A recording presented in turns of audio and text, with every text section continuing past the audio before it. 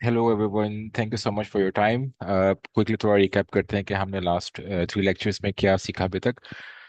First of all, आपके पास sources of money क्या है, आप पैसे कैसे अर्न कर सकते हैं, इधर थ्रू जॉब। अगर आप फॉर इंस्टेंस कहीं पे किसी को अपनी सर्विसेज सेल कर रहे हैं तो then you can earn money from there. और अगर आप कोई प्रोडक्ट सेल कर रहे हैं या कोई वैल्यू क्रिएट कर रहे हैं जिसकी बेसिस पे लोग आपको पैसे दे रहे हैं, that means you are just generating the money through your own services या through own business. So these are the two sources of earning money. There are a lot more sources, but हम उसका focus अभी थोड़ा सा इस side पे रखते हैं कि हमारे पास मेजर सोर्स ऑफ अर्निंग्स क्या है। Then we realized कि अगर फॉर इंस्टेंस मैं जॉब करता हूँ तो मेरे जॉब करने के प्रॉस एंड कॉन्स क्या हैं।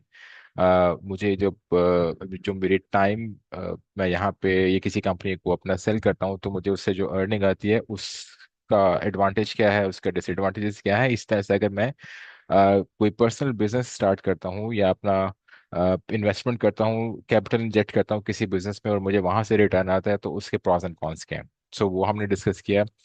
देन वी डिस्कस्ड के इम्पोर्टेंस क्या है फॉर सेविंग मनी। अगर लेट्स सपोज मेरे पास एक मंथली इनकम आ रही है या मंथली मैं एक प्रॉफिट जनरेट कर रहा हूँ किसी बिजनेस से, तो उस प्रॉफिट को या उस इनकम को जो मैं जनरेट कर रहा हूँ पर मंथ, उससे मैं मैक्सिमम वैल्यू कैसे क्रिएट कर सकता हूँ। That was our third topic, जिसको हमने थोड़ा सा इस तरह से भी डिस्कस किया है कि अगर फॉर इंस्टेंस वही इनकम जो या जो सेविंग्स हैं आप अपने पास रखते हैं तो उसके क्या एडवांटेज डिसएडवांटेजेस हैं, अगर आप उसको इन्वेस्ट करते हैं तो उसके क्या डिसएडवांटेजेस एंड एडवांटेजेस हैं। आज हम डिस्कस करेंगे। थोड़ा सा कॉन्सेप्चुअली मैं आप चीज़ों को क्लियर करना चाह रहा हूँ ताकि आपको थोड़ा आइडिया हो कि जब आप सेविंग्स करते हैं पर मंथ और आपको ये लगता है कि हाँ यार ठीक है, मेरे पास एक मंथली कैपेसिटी क्रिएट होती जा रही है कि पर मंथ फॉर इंस्टेंस मैं 10,000 20,000 50,000 रुपीज सेव कर सकता हूँ या कर सकती हूँ, तो अब मैं क्या करूँ। सो द पॉइंट इज, आपका क्वेश्चन मेरे से ये होगा या होना चाहिए कि ठीक है सर, मैंने ये 10,000 रुपीज सेव करना शुरू कर दिए per month. Now the thing is कि ये मेरे पास हर महीने जमा होकर के मेरी कबर्ड में पड़े हुए हैं 10,000, या मैंने सेविंग अकाउंट में रखे हुए हैं किसी बैंक के अंदर। What should I do now, like क्या ये मैं करता रहूं या करते रहूं, कब तक करता रहूं या करते रहूं, या इसका मुझे एडवांटेज या डिसएडवांटेज है, इसे मैं अपनी वैल्यू कैसे जनरेट करूंगा और कैसे वेल्थ क्रिएट करूंगा।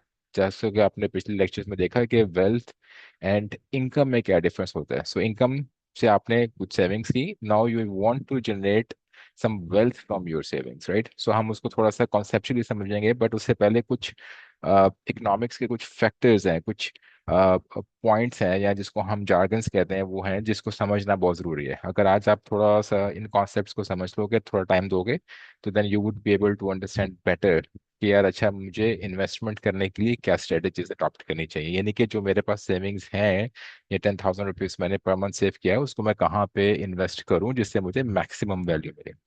सो टाइम वैल्यू ऑफ मनी का मतलब ये है कॉन्सेप्चुअली कि जस्ट अ सेकेंड, या time value of money means कि आज की जो वैल्यू ऑफ मनी है, क्या वो 5 साल 10 साल 20 साल बाद सेम रहेगी। जो कि फैक्चुअली अपना हिस्टोरिकल डाटा पे अगर हम थोड़ा सा गौर करें तो ऐसा नहीं है। तो आज जो आप 10,000 रुपीज अर्न करते हो या आपके पास 10,000 रुपीज एज ए सेविंग आपके अकाउंट में पड़े हुए हैं, क्या ये सेविंग्स के थ्रू आप वो वैल्यू जो आज ले सकते हो, बाय कर सकते हो, क्या 1 साल के बाद वो सेम वैल्यू बाय कर सकोगे, वो सेम प्रोडक्ट्स बाय कर सकोगे। जिसको हम इस तरह से समझते हैं कि जो आज की आपकी परचेजिंग पावर है to buy things from 10,000 rupees, क्या वो 2027 के में जुलाई में क्या ये सेम रहेगी। इसको हमें अंडरस्टैंड करना है through some conceptual application of this whole concept, ठीक है। सो एक तो ये चीज़ कि परचेजिंग पावर क्या होती है। परचेजिंग पावर ये है कि लेट्स सपोज आज आपके पास 10,000 रुपीज पड़े हैं और आप मार्केट जाते हो, तो उस मार्केट से 10,000 रुपीज से कितनी चीज़ें आप परचेज कर सकते हो।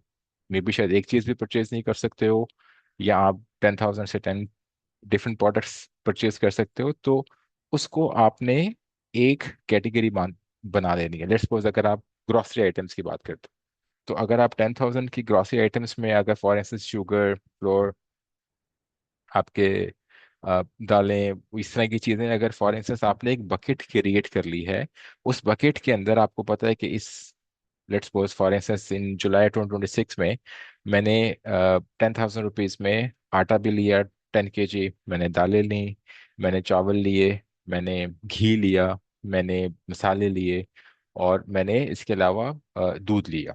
एग्जाम्पल दे रहा हूँ। सो ये 6 प्रोडक्ट्स जो आपने परचेज किए हैं इन 10,000 रुपीज, आज आपने वो 10,000 रुपीज अपने साइड पे करके उसको एक बकेट में कन्वर्ट कर लिया। इसी तरह 1 साल के बाद फॉर इंस्टेंस आप दोबारा से उसी स्टोर पर जाते हो, तो आप यही चीज़ें यानी कि दालें, आटा, चावल, घी, दूध, ये सभी चीज़ें अगर आप दोबारा से वही सेम प्रोडक्ट, आपने प्रोडक्ट चेंज नहीं करनी, आपने उसका ब्रांड चेंज नहीं करना, सेम प्रोडक्ट अगर आप 1 साल के बाद लेते हो, तो मे बी तकरीबन मैं 100% श्योर हूँ कि उसकी प्राइस 10,000 नहीं होगी, उसकी प्राइस में भी 11,000 हो, 12,000 हो। उस टाइम पे गोट नाउस के अगर 1 साल के बाद आप उस पर प्रोडक्ट को परचेज करने जाओगे तो क्या प्राइस होगी, बट जो हिस्टोरिकल डाटा शो करता है वो ये कहता है कि आपकी प्राइसेस कम अज कम भी कम अज कम 7 to 8% इंक्रीज करती हैं। कम अज कम की बात कर रहा हूँ, जो आपके पिछले 10 सालों का डाटा शो कर रहा है। इसलिए कॉन्सेप्ट थोड़ा सा क्लियर करना थोड़ी जरूरी है कि कंज्यूमर प्राइस इंडेक्स क्या होता है। कंज्यूमर प्राइस इंडेक्स जैसे मैंने आपको भी एक्सप्लेन किया कि आपने 10-20 प्रोडक्ट्स की एक बकेट बना ली, उस बकेट को आज अगर फॉर इंस्टेंस परचेज करने के लिए जो प्राइस पे कर रहे हो, और 1 साल के बाद उसी सेम प्रोडक्ट को परचेज, यानी कि वो 20 प्रोडक्ट्स की जो आपने बकेट बनाई थी उसको परचेज करने के लिए जो प्राइस पे करोगे, that would be called as CPI, consumer price index. ठीक है। आप आसान अल्फाज में, आज आप ग्रोसरी आइटम्स परचेज करते हो उसके लिए कितने पैसे पे कर रहे हो, और 1 साल के बाद लेट्स सपोज 2027 में जाकर के जो आप प्राइसेस पे करोगे फॉर सिमिलर प्रोडक्ट्स, तो उसका जो डिफरेंस होगा that will be called as change in the CPI। ठीक है। लेट्स सपोज अगर आज 10,000 रुपीज की वो प्रोडक्ट्स आप परचेज कर रहे हो, 10-15, अगर वो नेक्स्ट ईयर 11,000 की परचेज कर रहे हो, दैट मीन्स के 10% आपका इन्फ्लेशन है। 10% इन्फ्लेशन मीन्स कि आज जो आप परचेज कर रहे हो चीज़ों को, वो 1 साल के बाद उतने में परचेज नहीं कर पाओगे। दैट मीन्स कि जो वैल्यू ऑफ मनी है वो डिक्रीज हो रही है, कम हो रही है, वो 10% से कम हो गई है। सो गेटिंग माई पॉइंट कि इन्फ्लेशन क्या है, इन्फ्लेशन ये है कि जो CPI के अंदर, यानी कि जो कंज्यूमर प्राइसेस के अंदर डिफरेंस आ रहा है 1 साल के अंदर, उस परसेंटेज को हम अगर काउंट करें तो दैट इज कॉल्ड इन्फ्लेशन। जैसे मैंने आपको भी एग्जांपल दी कि अगर 10 प्रोडक्ट्स आप परचेज करते हो which will cost you 10,000 rupees, तो 1 साल के बाद अगर वही 10 प्रोडक्ट्स आपको 11,000 की यानी कि 11,000 की मिल रही है, that means the inflation rate is 10% per annum, annually. ठीक है।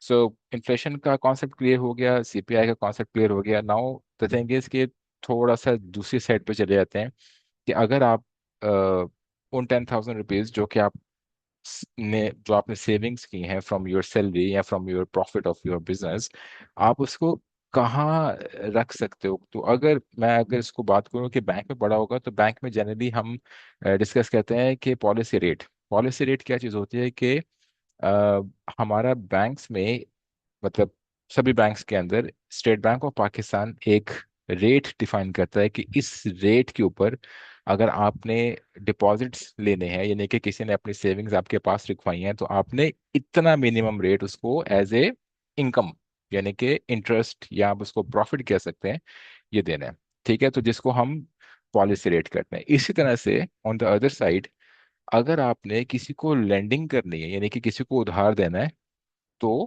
भी आप इसी रेट को फॉलो करेंगे, जिसको हम काइबोर कहते हैं। KIBOR means Karachi Karachi inter bank offer rate. Okay. ये इसको हम काइबोर कहते हैं। Karachi inter bank offer rate का मतलब ये है कि इंटर बैंक यानी कि कराची के हेड ऑफिस से जितने भी बैंक्स के हैं या कहीं पूरे पाकिस्तान में जो भी बैंक्स हैं, वो आपस में अगर फॉर इंस्टेंस सेल परचेज करेंगे या लैंडिंग करेंगे क्लाइंट्स के बिहाफ पे, या क्लाइंट्स को पैसे देंगे या उनसे डिपॉजिट्स अट्रैक्ट करेंगे, तो एटलीस्ट इतने percent of their whole amount वो आपको पे कर रहे होंगे या आपको चार्ज कर रहे होंगे इन टर्म्स ऑफ इंटरेस्ट, या पे कर रहे होंगे इंटरेस्ट ऑफ इनकम। ठीक है, सो दो डिफरेंट कॉन्सेप्ट्स हैं। इसी तरह से लेट्स सपोज अगर मैंने आपको बात की कि काइबोर इज एग्जाम्पल 10%, ठीक है, बट लेट्स सपोज आपने पॉलिसी रेट को फॉलो करते हुए 10% पे अपना सेविंग अकाउंट के अंदर पैसे जमा करवा दिए। आपको बैंक कह रहा है कि ठीक है जी, मैं आपको 1 साल के बाद 10% काइबोर के ऊपर प्रॉफिट दूंगा। सो जब आपने देखा कि यार अच्छा 1 साल के बाद मुझे 10% मिल रहा है बैंक से, और अगर वो पैसे 1 साल मैंने यूज नहीं किए यानी कि बैंक के पास ही रहे हैं, और उसके बाद 1 साल के बाद जब मुझे वो बैंक इंटरेस्ट के साथ मुझे वो वापस करेगा, तो क्या मैं वो जो पैसे इंटरेस्ट के साथ आए हैं उससे सिमिलर प्रोडक्ट्स जो मैं आज बाय कर सकता हूँ वो कर सकूंगा कि नहीं कर सकूंगा।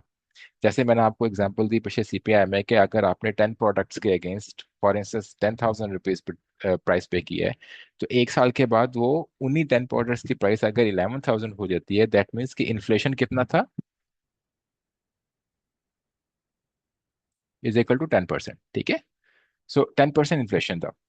अगर आपको काइबोर 10% ही मिल रहा है, यानी कि आपको स्टेट बैंक ऑफ पाकिस्तान आप कह रहे हैं कि 1 साल के लिए आप बैंक में पैसे रखवाएंगे सेविंग अकाउंट में, तो आपको 10% मिलेगा।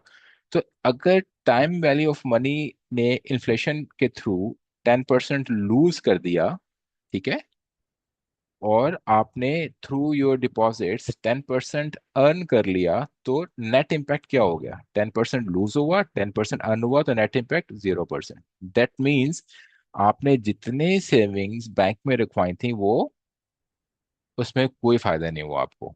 ऑल्दो आपको पेरेंटली नजर आ रहा है कि मुझे 10,000 रुपीज के अगेंस्ट 10% मार्कअप मिल रहा है, इंटरेस्ट मिल रहा है from the bank, that means कि मैं कुछ अर्न कर रहा हूँ या कर रहा हूँ, बट फैक्चुअली ये है कि आपने कुछ अर्न नहीं किया, you are standing at a 0 point.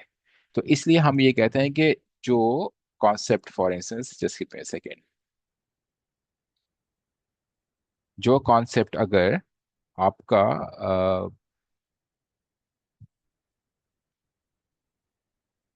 जो रियल रेट ऑफ इंटरेस्ट है, यानी कि जिसको हम ROR कह रहे हैं, रियल रेट ऑफ रिटर्न, वो होता है जो कि आपका इन्फ्लेशन के इम्पैक्ट को नेगेट करने के बाद, यानी कि उसको स्क्वायर करने के बाद या उसको इम्पैक्ट को निकालने के बाद जो पोजीशन बनती है, that is called your real rate of return. तो इस एग्जांपल में जो हमने डिस्कस किया, आपका रियल रेट ऑफ रिटर्न कितना है?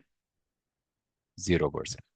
you have you have not earned single money, although you have frequently deposited 10,000 rupees into your bank account. आपने कहा मैं तो हर महीने सेव कर रहा हूँ या कर रही हूँ, तो उस सेविंग का आपको कितना बेनिफिट हो रहा है? 0%। ठीक है, सो थोड़ा सा मैं आगे किस चीज़ों को एक्सप्लेन करता हूँ कि जो इन्फ्लेशन है वो आपको किस तरह से डिस्ट्रॉय कर रही है आपकी सेविंग्स को। ठीक है, सो मैंने थोड़ा 10 ईयर्स का डेटा थोड़ा कलेक्ट किया था कि जब मैं 2016 में मैकडोनल्ड्स की चिकन, मैक्स चिकन जो भी होता था उस टाइम पे, वो उसकी मैं डील परचेज करता था, तो that was costing me 450 rupees at that time, almost 10 years back. Now वही सेम प्रोडक्ट, वही सेम चीज with fries, with cold drink and burger, is now costing me 1,650 rupees. तो 10 साल के अंदर ऑलमोस्ट 375% उस प्राइस में इंक्रीज आया है। 375% of the price of that burger and I mean overall deal in 2016 is now 1,650। इसी तरह से होंडा मोटर बाइक मैंने परचेज की थी खुद फर्स्ट, जो मैंने 2016 में परचेज की, दैट वाज फॉर 49,700 रुपीज। आज के दिन उसी होंडा मोटर बाइक की प्राइस मोरलेस 1,60,000 रुपीज है। दैट मीन्स कि 400% 10 सालों में इसकी प्राइस इंक्रीज हुई है। अब हम पेट्रोल की एग्जांपल लेते हैं। 2016 में जब मैं बाइक में पेट्रोल डलवाता था तो उस वक्त उसकी प्राइस है 62 रुपीज पर लीटर। आज average price is like 300 rupees. ठीक है, इसके अंदर थोड़ा ये जो ब्लॉकेट लगा हुआ है हुरमुज का, उसका भी इम्पैक्ट शामिल है, तो would be around 278 at least on average basis, जो कि 450% से तकरीबन 500% इंक्रीज हो चुकी है price in last 10 years. US dollars की भी एग्जांपल ले लेते हैं। अगर फॉर इंस्टेंस मैं आज से 10 साल पहले $105 पे कर करके $1 परचेज कर सकता था, आज मुझे उसी डॉलर को परचेज करने के लिए ₹278 पे करने पड़ते हैं। दैट मीन्स कि 250% of that value has been increased. Now the thing is कि चलो ये हमारा डाटा आपको शो कर रहा है कि कितने परसेंट प्राइसेस इंक्रीज हुई हैं 10 ईयर्स में।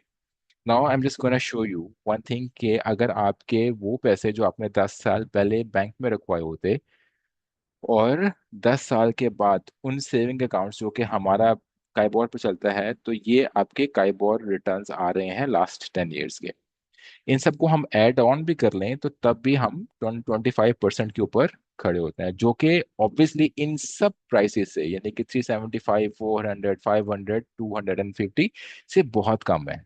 सो इवेंचुअली अगर आपने बैंक में पैसा रखवाया भी होता और आपने हर मंथ सेविंग्स की भी होती, तो आपको मैक्सिमम रिटर्न 10 साल में 125% मिलता। बट प्राइसेस तो कुछ और बोल रही हैं कि यार ये तो 375% इंक्रीज हो रहा, 400% इंक्रीज हो रहा। दैट मीन्स जो मैं आपको बताने की कोशिश कर रहा हूँ कि जो रियल रेट ऑफ रिटर्न है, जो हम यहाँ पे बात कर रहे हैं इस रियल रेट ऑफ रिटर्न की, that is negative. Negative mean कि आप ऑल दो के पैसे जमा कर रहे हो बैंक में, आपको पता है कि मेरे बैंक में हर मंथ कुछ सेविंग्स जा रही हैं, बट उसका impact over the period of next 4-5 years would be negative. That's a technical point. So your question would be, क्या करें अब? मतलब क्या मैं सेविंग्स ना करूं? क्या मैं सेविंग्स करूं तो उसको वो इस तरह से जैसे मैं फॉर इंस्टेंस कैश रखता हूं तो उसकी जगह पे कुछ और क्या पॉसिबिलिटीज होती हैं? That we will discuss in to our next lectures. सो आपका काम क्या है इस टाइम पे, आपने मुझे इसी वीडियो के कमेंट सेक्शन में जा करके बताना है कि आपकी क्या स्टोरी है, कि वो चीज़ जो कि आप 2016 में बाय कर सकते थे, आज ये सोचते हो कि यार it's practically impossible to buy that product in 2026। Thank you so much for your time, see you in to your next lecture. Thank you.